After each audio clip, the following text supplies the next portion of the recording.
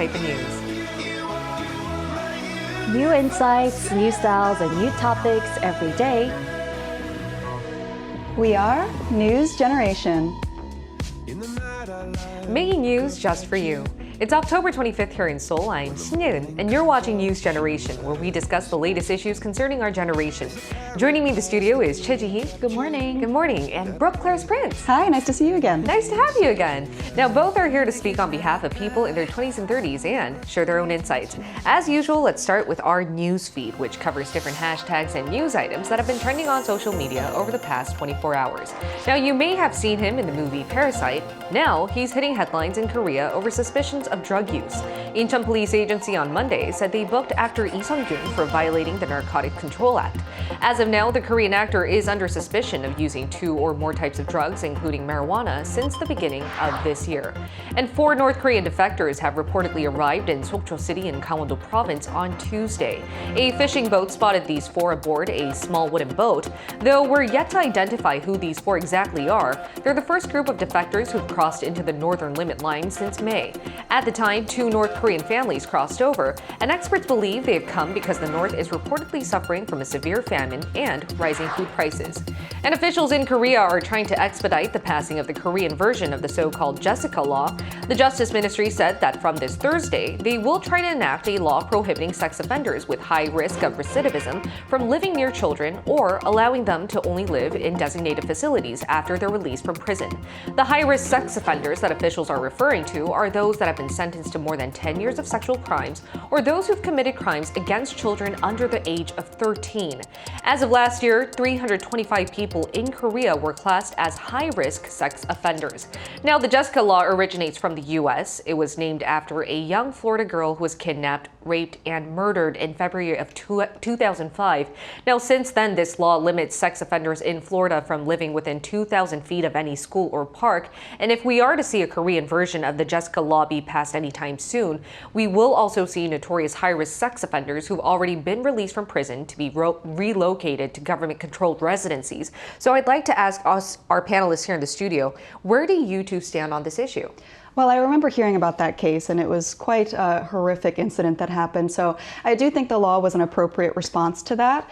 And I think that implementing it here in Korea would probably be easier than it is in the States. The issue with the States is that it's an enormous country, right? So there are so many people, and we have far more than 325 high-risk offenders to track and monitor. So it hasn't been as successful there as I think it would be here. Also, there were some unintended consequences in the U.S. where in densely populated areas with lots of schools, it made legal residence very difficult. And so homelessness was increased by the law, and it didn't really have as much effect as they wanted. But here in Korea, I think it would do well, and I think it would give parents a lot of peace of mind. One of the things I love most about Korea is being able to see the kids walking around freely to and from school, and I hope that they'll continue to be able to do that safely and with peace of mind. Right. Now, where do you stand on this issue? Well, implementing a Korean version of the Jessica Law is absolutely necessary to ensure safety of our society, especially for our children and those who are vulnerable. However, we should consider 2 aspects to ensure the effectiveness of the law. First being having a solid understanding of the domestic situation, this including the examination of prevalence as well as recidivism.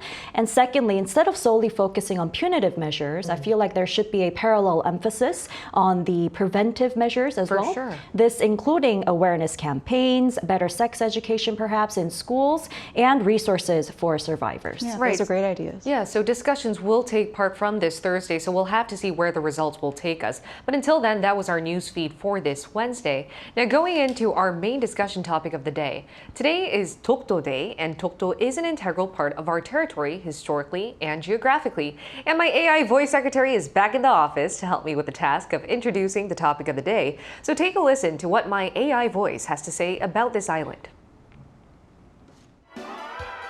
Dokdo. Located in the East Sea, Dokdo consists of 2 main islands and 89 surrounding islands. From the year 512, Dokdo has been recorded as Korean territory, but Japan has strongly argued against this fact. Its foreign ministry claims that Japanese sailors have long used Dokdo, or what it calls Takeshima, as a navigational port from the mid-17th century. Japan's arguments have become more aggressive following its colonization of Korea. But historical documents, even those made from Japan, clearly state that Dokdo has long been Korea's rightful territory. And that's why October 25th is an important day to Koreans. Dokdo Day allows us to tell the world that Dokdo is in fact Korea's.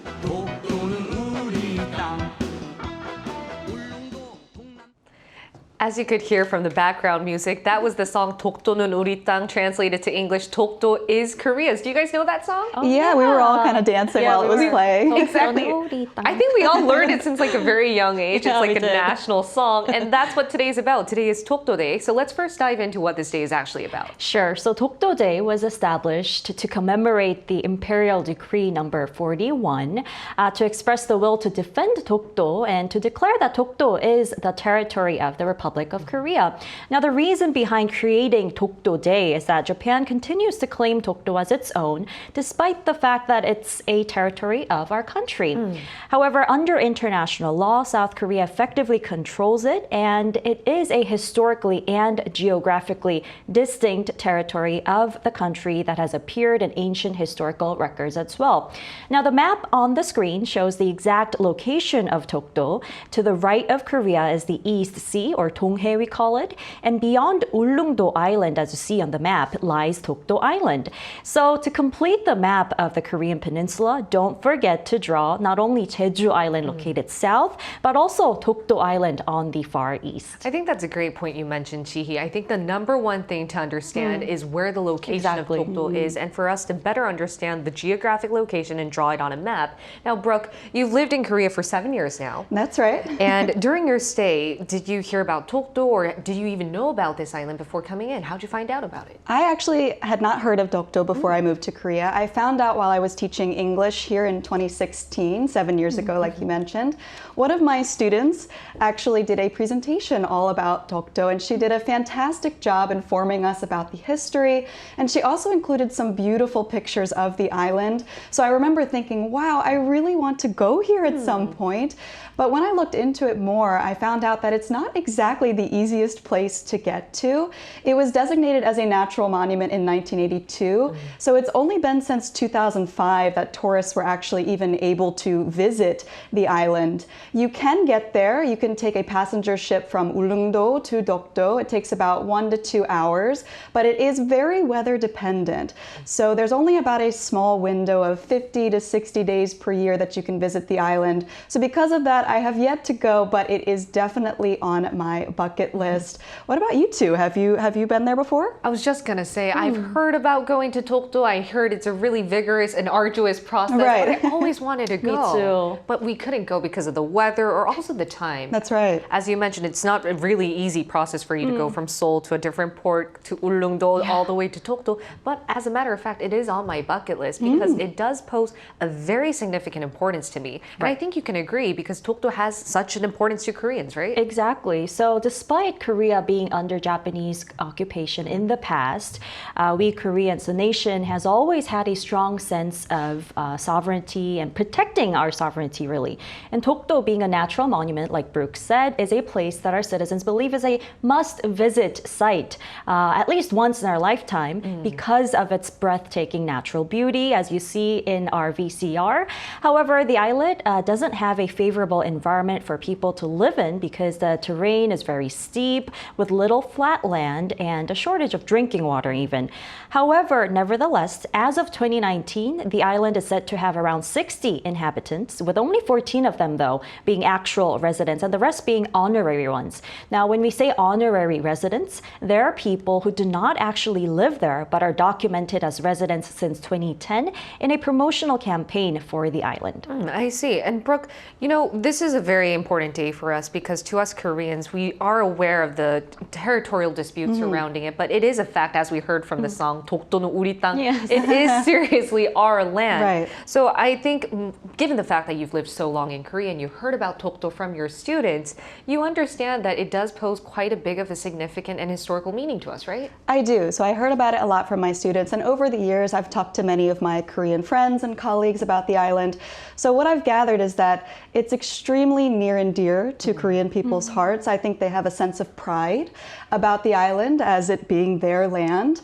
And you can really see that pride in various pop culture and media. In one of my favorite movies, Parasite, we saw earlier in the VCR, there is a little reference to Dokdo. So Jessica's song went kind of viral, and she's trying to remember her cover story, and she uses the melody of Dokdo is our land, which is a very, very popular, well-known song here in Korea. So I think that just shows how important the island is to the country when it makes it into one of the biggest Korean movies of all time. But do you think the world is well aware that Dokdo is seriously Korea's? I think that foreigners that live here, at least, are aware of the island. They're aware of its significance to Korean people, and that's because Korea does a great job of informing foreigners of that fact. Even going to and from the airport, you can see there are these little clips in each of the subway cars, and they have English subtitles, and they explain all about the history of Dokdo. So you can, even if you don't understand Korean and you just got here, you will immediately find out about Dokdo. Also, if you come here as a foreign exchange student, you want to learn Korean. When I was learning Korean, there was a whole section on Dokdo in our course. There's also the Dokdo Love Korean speech contest and various seminars. So there are many opportunities for foreigners to learn more about Dokdo. You just have to look for them and take advantage of them. And I'm quite happy to hear that there's so many government-run programs that actually are raising awareness that Dokdo is Korea's territory. But speaking of territorial disputes, we asked our viewers if they live in a country that has any of those, or if they're aware of any land ownership disputes happening at this time around the world. So here's what 3 of them had to say. Take a look at the screen to find out. Let's start with Benny D97. Benny said, one territorial dispute that the Philippines has is with China. China claimed lands like Scarborough Shoal as part of their 9-dash line. Tasmia Tazin said Bangladesh and India have territorial disputes of islands that still haven't been resolved since the 1970s. Rian Damol said, yeah, over the Victoria Falls, which is one of the 7 wonders of the world, I'm from Zimbabwe, and there are disputes about whether Victoria Falls is in Zimbabwe or Zambia. So we are definitely seeing many territorial disputes around the world, but one thing I'd like to emphasize on NewsGen today in light of Dokdo Day is that the ownership of Dokdo shouldn't be contentious. One fact we would like to deliver is that Dokdo is Korean territory, and to better deliver this message, we're going to include a foreigner who's actually visited Dokdo to find out more about its history.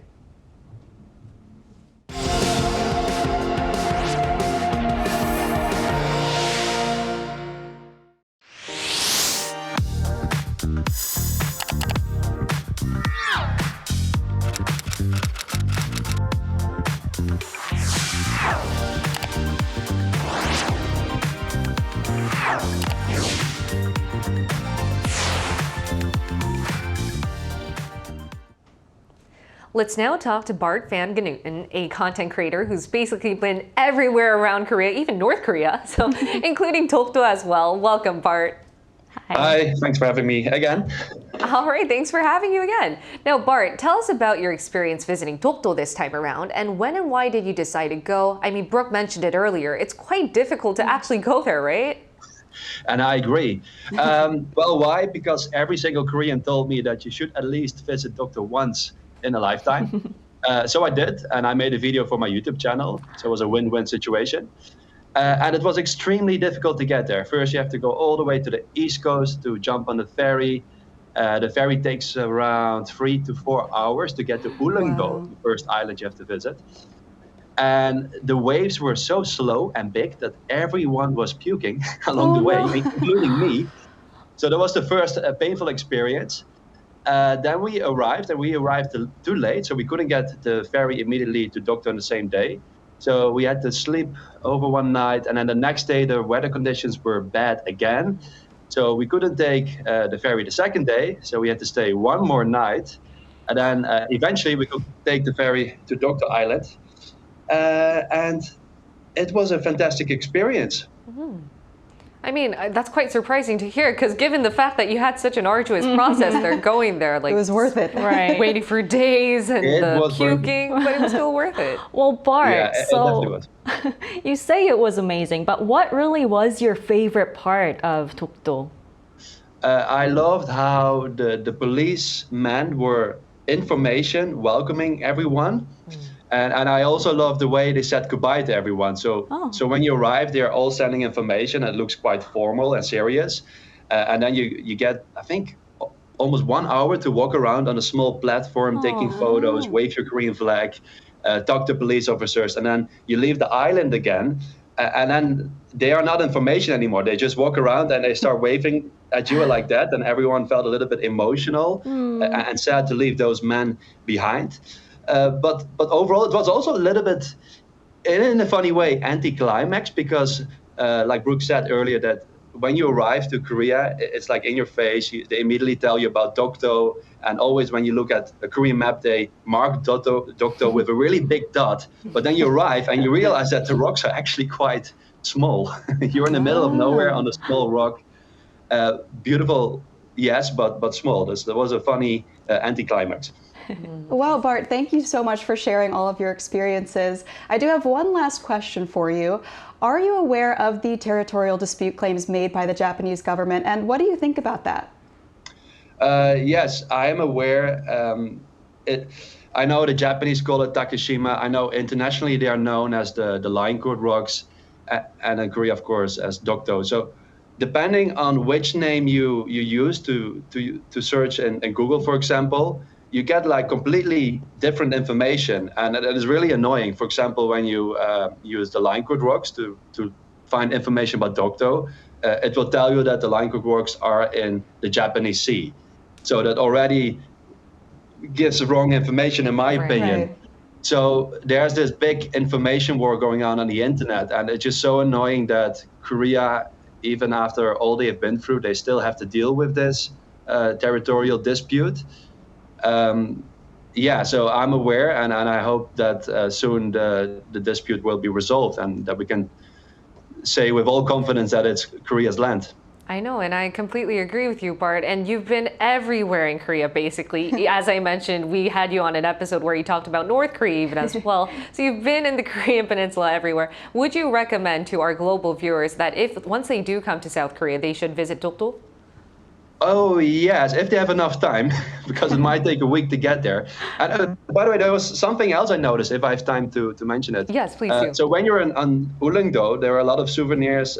And one of the souvenir shops, they were selling North Korean post stamps with a picture of Dokdo on it. So there are a lot of things that North Korea and South Korea don't agree on, but there's one thing they do agree on, and that is that Dokdo belongs to Korea.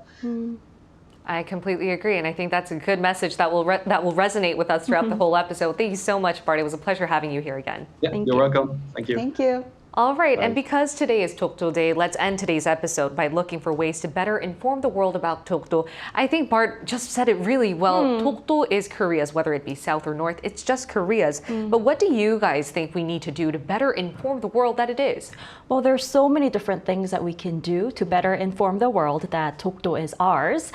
For example, organizing educational workshops and seminars to inform people about the historical and legal aspects of Dokdo. And we can also fully leverage the advanced technology we have today, such as the VR, virtual reality, because like Brooke, you said, and like Bart shared his experience with us, it's really difficult to get there, but we can use VR technology to help people explore Dokdo virtually. And also we can have art and photography exhibitions, more of them perhaps, and social media campaigns, and also cultural exchanges. And we can also have youth ambassador programs as well. I agree. And I think as international millennials, we shouldn't overlook the importance or the strength of the spread of word of mouth. And each and every one of us can really be the ambassadors of Dokdo starting today. I agree, and you mentioned social media, and I think we can all start by putting up a hashtag on our post saying Dokdo is Korea's. So maybe we could be our ambassadors here in NewsGen as well. What about you, Brooke?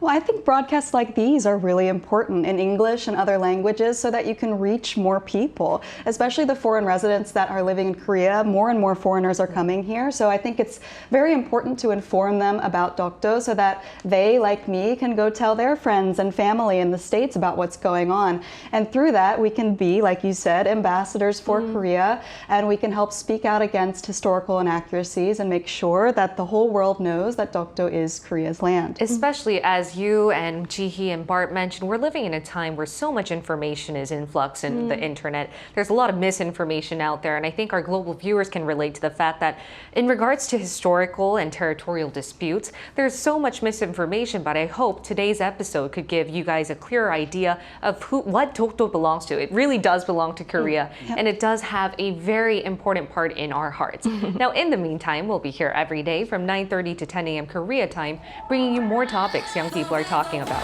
Special thanks to Ji-hee. Thank you. And Brooke Prin. Thank you. All right, now thank you everyone for watching. We'll see you tomorrow. We are News Generation.